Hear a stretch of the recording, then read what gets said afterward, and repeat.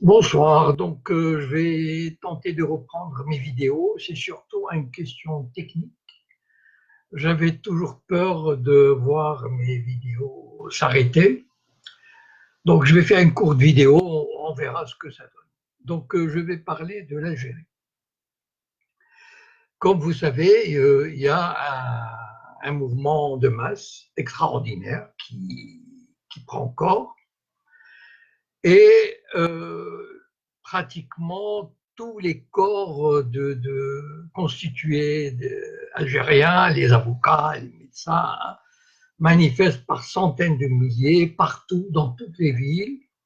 Et c'est un mouvement fabuleux, mais il faut reconnaître, comme tout mouvement de ce genre, c'est une surprise. C'est-à-dire, bien sûr, les conditions étaient là. On connaît les conditions qui aurait dû pousser les Algériens à sortir, comme d'autres peuples d'ailleurs. Regardez en France, les Gilets jaunes, c'est une surprise. Ça fait 20 ans qu'on n'a pas eu de mouvement spontané. Et donc, c'est une surprise. On ne sait jamais quand un mouvement social va prendre de l'ampleur. Bien sûr, il suffit d'une étincelle, mais il y a souvent des étincelles qui ne donnent pas le résultat que l'on sait. Donc, les raisons pour lesquelles le peuple algérien est descendu dans la rue et continue à descendre, on les connaît. Bon, je ne vais pas vous faire un tableau, la corruption, le Bouteflika qui veut garder un cinquième mandat parce qu'en même temps, il n'est pas tellement, enfin bon, il est malade, etc. Et donc, c'est vraiment un mouvement quand on voit les sites algériens, ça donne beaucoup d'espérance, les gens sont très heureux parce que enfin le peuple va, enfin on pense que le peuple va reprendre la main, reprendre son destin en main. Et je voudrais, disons, comment dire, donner un peu mon opinion sur l'issue. Enfin, l'issue, personne ne la connaît, mais je voudrais établir comment dire, les éléments de base, les confrontations, pour voir quelle peut être l'issue. Et l'issue, il y a d'abord le fait que des mouvements sociaux, il y en a eu dans d'autres pays, des pays occidentaux comme des pays arabes, et on sait comment ça a terminé, et je ne vais pas vous faire un dessin là-dessus. Ce que je veux dire, c'est qu'en Algérie, il y a une oligarchie d'une extrême puissance. Pourquoi j'utilise le terme exprès d'oligarchie? L'oligarchie parce que, disons, c'est peut-être les 100 000 personnes qui ont le plus intérêt à ce que le système perdure. C'est-à-dire ceux qui tiennent l'armée, la sécurité, la police, la justice, certains membres de l'université, les préfectures, les grands capitalistes, ceux qui profitent du pétrole, les importateurs, etc. Bon, donc il y a tout un système qui profite extraordinairement bien. C'est une oligarchie, ça veut dire c'est un gouvernement, pas seulement, je vise pas seulement le gouvernement, mais je vise tous ceux qui sont autour du gouvernement et qui le soutiennent. Et c'est ça qui est important, c'est-à-dire qu'en fait, le gouvernement sans cette oligarchie, il ne tiendrait pas longtemps. Mais il sait qu'il peut compter sur les médias, sur l'armée, enfin certains médias, sur l'armée, sur la sécurité, etc. Et donc cette oligarchie, elle n'a pas envie, on la comprend, hein. Et ce sont des gens qui ont des villas, qui ont des biens à l'étranger, en France, des villas, des immeubles, qui ont mis des millions, des centaines de millions, peut-être des milliards de côté, dans les banques à Genève, à New York, etc. Et ils n'ont pas envie, ça se comprend, quand on appartient à l'oligarchie, on n'a pas du tout envie de partager le gâteau. Voilà. Les privilèges qui vont avec. Et c'est une oligarchie en Algérie qui a montré, comment dire, qui a montré qu'elle pouvait faire tout absolument tout pour rester au pouvoir. Je vous rappelle juste deux choses. Cette oligarchie a fait assassiner un président de la République, a fait assassiner un président en exercice de la République, qu'elle avait fait venir, mais ce président n'a pas marché. Ça veut dire, au lieu de profiter de la belle vie qu'on lui offrait, il s'est mis en tête de combattre la corruption. Et là, au bout de quelques mois, on s'est dit, oula, quelle erreur on a faite, et donc ils l'ont fait liquider. Bon. C'est une oligarchie qui, pour ne pas se soumettre au verdict des urnes, a lancé une guerre civile qui a fait 200 000 morts ou plus, juste pour dire aux gens, au peuple, nous sommes là et nous resterons et nous nous accrocherons à nos privilèges. C'est donc une oligarchie qui fera tout, absolument tout, pour rester au pouvoir et garder le privilège. Donc, évidemment, il y a des manifestations. Ces manifestations, on peut très bien, l'oligarchie peut attendre que ça passe. Bon. Comme les gilets jaunes, on va les épuiser. Bon. Admettons qu'ils tiennent longtemps et que le peuple ne veut rien savoir, etc. Alors cette oligarchie va lâcher du lest, c'est-à-dire va dire, ok, bon, qu'est-ce que vous voulez? Bon, c'est vrai que Bouteflika, et on en a marre, on va l'enlever, on va le mettre de côté, etc.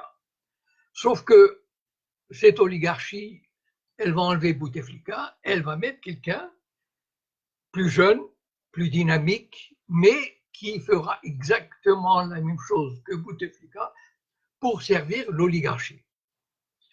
Et donc, cette oligarchie, elle a ce qu'il faut, elle a le pouvoir qu'il faut, l'argent, elle contrôle des syndicats, elle contrôle le FLN, elle contrôle le préfecture. C'est-à-dire qu'en fait, s'il y a une nouvelle élection avec un candidat du système, ce candidat du système va gagner. Et on continuera le même jeu.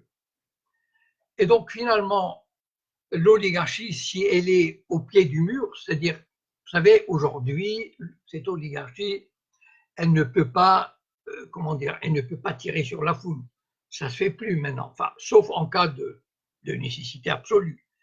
Mais, et puis, c'est mal vu, etc. Donc, elle va chercher, comme je vous l'ai dit, à gagner du temps. Et lorsque ça sera plus tenable, et bien à ce moment-là, on dira, vous savez, de toutes les façons, pour eux, c'est quoi, qu'est-ce qui est important pour l'oligarchie? C'est de garder le système, de conserver le système avec ses privilèges. Alors, Bouteflika ou un autre, quelle importance? Celui qui viendra par la suite appliquera les directives de l'oligarchie et maintiendra le système. Bon, on changera un petit peu des petites choses, etc. Mais l'essentiel du pouvoir restera aux mains de l'oligarchie. Et cette oligarchie, non seulement elle a le pouvoir en Algérie, enfin quasiment, elle a tous les leviers du pouvoir, d'accord, financier, militaire, sécuritaire, médiatique, politique, etc. Mais surtout, ce qu'on oublie, c'est qu'elle a le soutien des pays étrangers. La France, les États-Unis, la Russie peut-être moins parce qu'elle n'a pas des intérêts directs, les monarchies du Golfe, l'Europe, tous les pays qui ont des liens avec l'Algérie ont intérêt à ce que ça reste comme ça. Il ne faut pas, vous savez, j'ai souvent dit, l'Occident n'en a rien à fiche des droits de l'homme dans les pays arabes. Il n'en a rien à fiche. L'Occident, il veut des régimes qui, comment dire, qui travaillent pour lui et pour ses intérêts.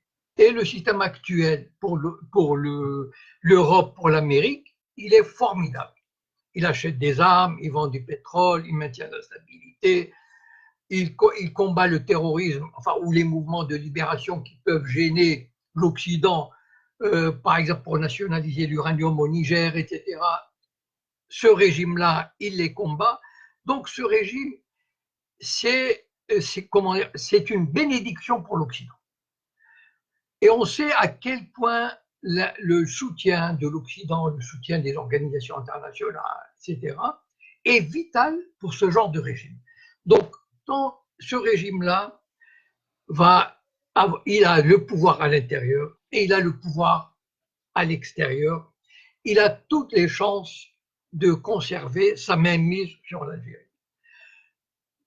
Moi, évidemment, mettons que je suis un intellectuel installé à Paris, et donc, mais j'ai beaucoup de sympathie pour l'Algérie. De temps en temps, j'y suis allé il y a 2 ans. De temps en temps, je donne des interviews à des sites. Moi, je voudrais dire quelques mots, enfin, c'est même pas des conseils, des suggestions comme ça, à nos amis algériens qui se battent pour la démocratie. Donc, il ne faut pas qu'ils se fassent trop d'illusions sur le pouvoir oligarchique et le soutien occidental. L'Occident ne leur apportera qu'un soutien, comment dire, verbal, c'est tout. Mais au fond, le système les arrange. Donc, moi, je voudrais leur dire de ne pas s'emballer. C'est pas parce qu'il y a 200 000, 300 000 dans la rue que ça y est, c'est dans la poche. C'est pas vrai. C'est loin de là. Je veux dire, c'est magnifique. Vous savez, j'ai vécu mai 68 à Paris. J'ai vécu d'autres choses en Amérique du Nord. Et il y a ce mouvement de foule, cette solidarité. On a l'impression que ça y est, c'est arrivé. Alors, ce n'est pas vrai. Il ne faut pas s'emballer. Je pense que s'il serait bon de créer des comités de vigilance. Par exemple, je vois que les médecins sont descendus dans la rue. Les avocats sont descendus dans la rue. Les enseignants, etc. Ils peuvent organiser des comités de vigilance, c'est-à-dire des comités élus qu'ils désigneront eux-mêmes et qui surveilleront ce qui se passe dans le pays, comment le système réagit, quel candidat, quel type d'élection, etc. Et puis aussi, enfin, trouver des terrains d'entente entre tous les mouvements qui pourraient trouver un intérêt à tourner la page de cette dictature, notamment avec les religieux, notamment avec les marxistes, notamment. Ça veut dire qu'il faut et se méfier aussi.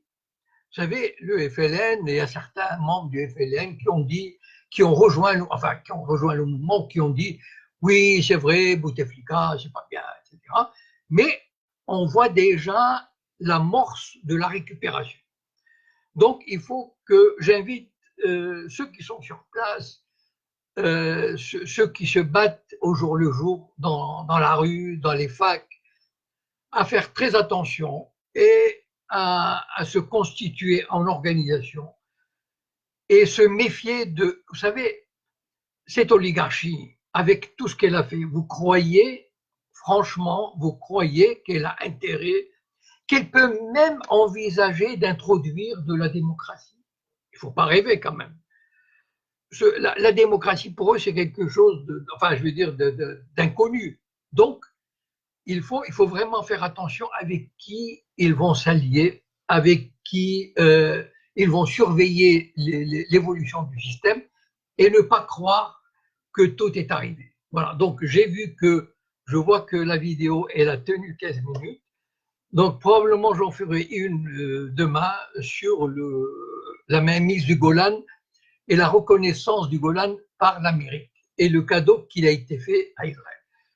Sur ce, je suis très content de pouvoir refaire des vidéos. Moi, je craignais l'incident technique, donc j'espère que ça va marcher dorénavant.